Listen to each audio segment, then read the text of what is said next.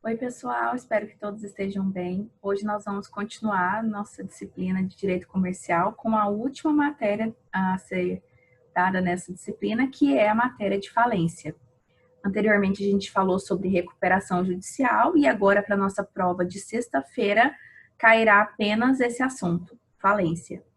Eu deixei para vocês disponível ali no Moodle o arquivo com os slides e eu vou dividir essa aula para não ficar tão longa e cansativa em duas partes com o mesmo arquivo ali que eu disponibilizei para vocês. Então, nessa primeira aula, eu vou tratar um pouco sobre as disposições gerais da falência e sobre a classificação dos créditos. E depois, então, ali sobre o procedimento, o encerramento da falência e todas as outras demais questões que eu acho interessante pontuar aqui para vocês, principalmente devido ao tempo e o recorte que foi feito na própria Lei 101/05. Então, o que a gente pode dizer sobre a falência? Eu vou compartilhar com vocês aqui os nossos slides. E sobre a falência, gostaria de relembrar um ponto com vocês que foi tratado na aula quando a gente falou sobre as noções gerais de recuperação judicial e de falência. Isso foi tratado também, que é a questão do artigo 75. Vocês devem lembrar lá que o artigo 75, ele é o artigo que rege a questão da falência, onde se inicia a seção relacionada à falência na Lei 11.101/05. O que diz o artigo 75? O que a gente tem que entender, compreender é que a falência, ela promove o afastamento do devedor.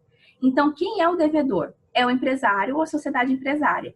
Então, se afastam essas pessoas do controle dessa empresa e esse controle passa a ser exercido, então, conjuntamente com o administrador judicial. Então, aquela empresa, assim que se decreta a falência de uma empresa, ela passa necessariamente a ter o título de massa falida de. Então, aquele exemplo, por exemplo, que eu coloquei na prova, Café Mineiro Limitada. Assim que é decretada a falência dessa empresa, ela passa a constar como massa falida de Café Mineiro Limitada. Então, a nomenclatura que também na publicidade, né, a gente sabe que essa empresa, então, está falida e que agora todo o seu ativo, ele está, então, sendo arrecadado para formar essa massa falida e para satisfazer os débitos das pessoas que ficaram, né, de todos esses créditos que ficaram em aberto quando da decretação dessa falência. O artigo 75, então, ele diz que a falência, ao promover esse afastamento do devedor, ele também visa, e aí um dos princípios da falência, né, visa preservar e otimizar a produção, na verdade, preservar e otimizar a utilização produtiva dos bens e dos ativos. Então, o que a gente diz? O que isso quer dizer? Significa que, ao decretar a falência, se, por exemplo, uma empresa, essa empresa Café Mineiro Limitada, teriam vários bens, vários imóveis, carros, casas, apartamentos, a própria sede da empresa. Então, o administrador judicial, ele tem que ter essa função de tentar preservar e otimizar todos esses bens. Então, por exemplo, promover uma rápida arrecadação, né, arrecadar esses bens e fazer leilões públicos. Por quê? Que evita, por exemplo, um veículo de ser deteriorado, se num ano ele vale X, no outro ano ele já vale Y. Então, às vezes, invadir a sede, né, e de alguma forma danificar esse imóvel.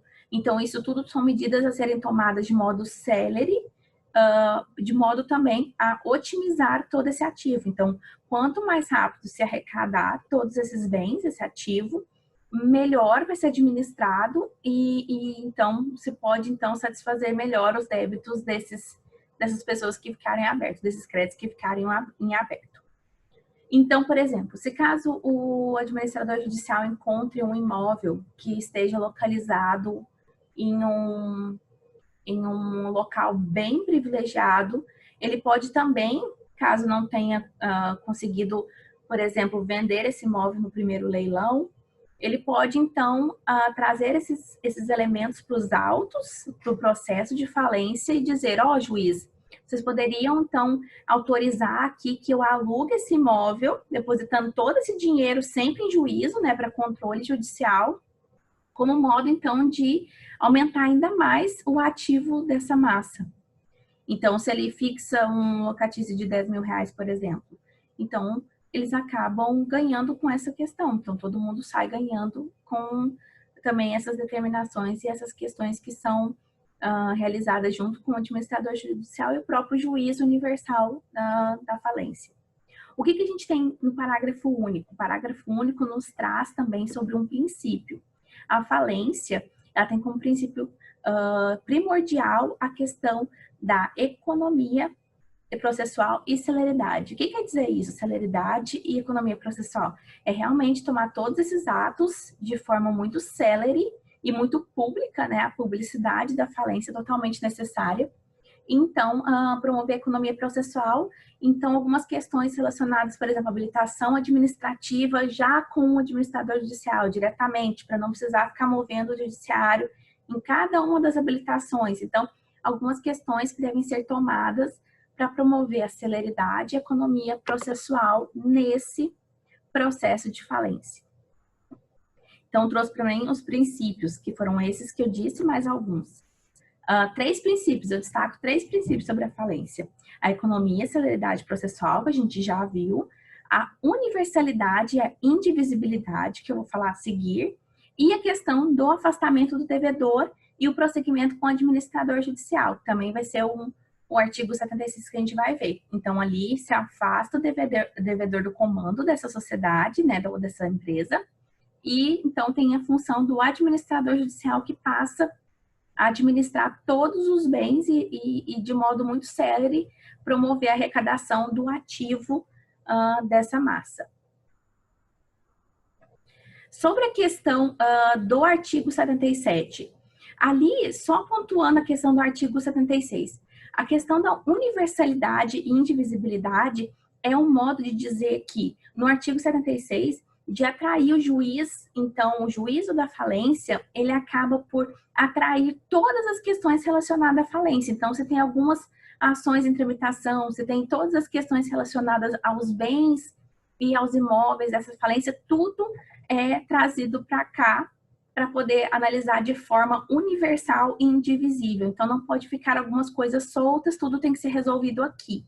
Então, é isso que traz a questão do artigo 76.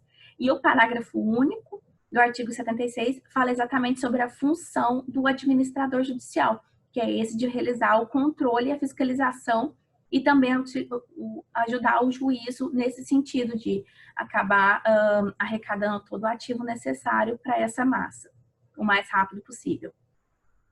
O artigo 77 fala sobre o vencimento antecipado das dívidas. Então, o que é isso, o vencimento antecipado das dívidas? O artigo 77 diz que a decretação da falência, então, quando o juiz decreta a falência daquela empresa, ela determina o vencimento antecipado das dívidas. E isso para quê? Por exemplo, se ali pelas tantas eu tive um contrato, eu fornecia matéria-prima para essa empresa, alimentos, por exemplo. E tinha um contrato ali que nós fechamos um valor de 100 mil e que foram divididas em 10 parcelas. No meio desse contrato foi decretada a falência dessa empresa. Então, ainda faltavam 8 parcelas para serem pagas. Então, o que acontece? Eles pegam todas essas parcelas e atraem isso de forma montante. Então, se faltavam ali 80 mil reais ainda para serem pagos. Então, isso é habilitado na falência. Então, por isso que tem essa questão do vencimento antecipado das dívidas. E essa questão também, quando a gente tem algumas de moeda, né, estrangeira, isso é convertido para a moeda do país. Então, se eu tenho um contrato estrangeiro em dólares, isso deve ser, então, convertido para a moeda do país, o real, e o que vale é o câmbio do dia. Então, isso é bem interessante. O câmbio do dia da decisão desse juiz. Então, no momento que ele pegou e teve ciência disso e definiu, tal crédito, assim, determina o vencimento antecipado de tal contrato em moeda estrangeira no valor X. Então, o câmbio é aquele câmbio do dia da decisão. Sobre a questão da responsabilidade dos sócios. né? Nós temos a questão que quando a gente decreta a falência de uma empresa, né? A falência da empresa com sócios ilimitadamente responsáveis. Então, aqui nós não estamos tratando de sociedade limitada, nós estamos tratando de questões relacionadas a sócios ilimitadamente responsáveis, né? Vocês devem lembrar isso das nossas aulas, das nossas primeiras aulas. Então, isso acarreta também a falência desses sócios. Porque o que diz o ilimitada? É quando tem comunicação entre os bens do sócio e os bens da empresa. Se essa empresa que não tinha sócios limitadamente responsáveis, isso acaba comunicando. Então, se decretou a falência dessa empresa, consequentemente, os sócios também haverá falência desses sócios, porque eles estão realmente comunicados entre os bens. Então, esses bens, eles se comunicam, não tem a separação, como é o caso da sociedade limitada. E o que é interessante sobre esse artigo 81? O que nós temos é que a questão é sobre o sócio que se retira.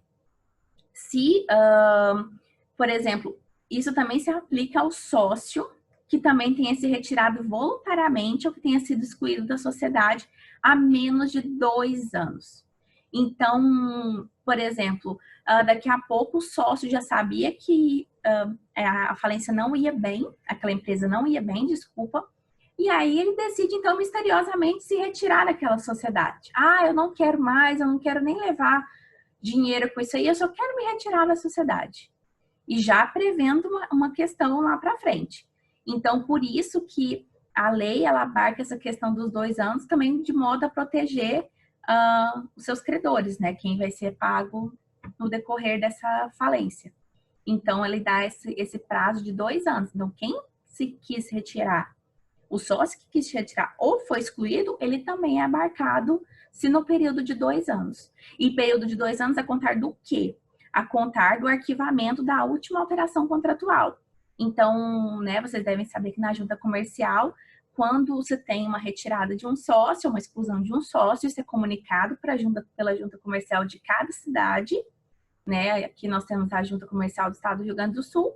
Então, ela é comunicada e isso deve ser arquivado no seu contrato social daquela empresa. Então, tudo está ali totalmente público e delimitado. Então, essa informação a gente tem na junta comercial. No parágrafo 2º, o que nos diz? As sociedades falidas serão representadas na falência por seus administradores ou liquidantes. Então, a questão dos administradores, aí não, né, temos que fazer a diferenciação entre administrador judicial e o próprio administrador da sociedade.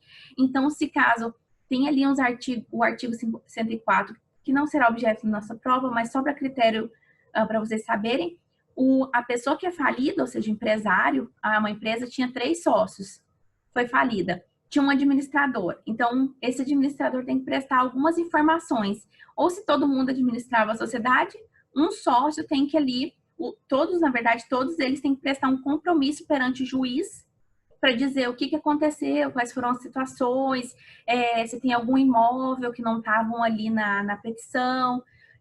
Isso também de modo a prever o que vai ser da falência e também um modo de encontrar novos bens, então, que pode tornar ativo para a massa. Então, isso é muito importante, essas declarações que o falido, né, que são os sócios, eles dão para o juiz, que é o artigo 104 da lei.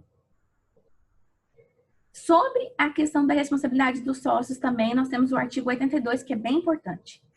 A responsabilidade pessoal dos sócios de responsabilidade limitada. Então, agora no 81, ilimitada, e no 82, limitada.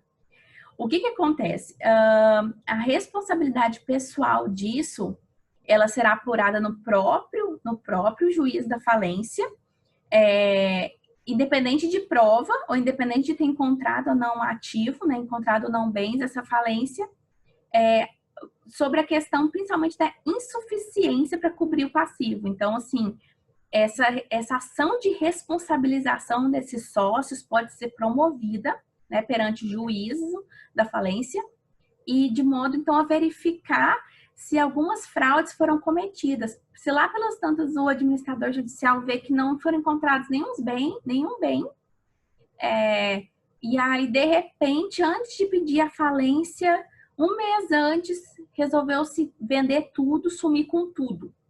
Então, nesse caso, não tem nenhum ativo para pagar todo mundo.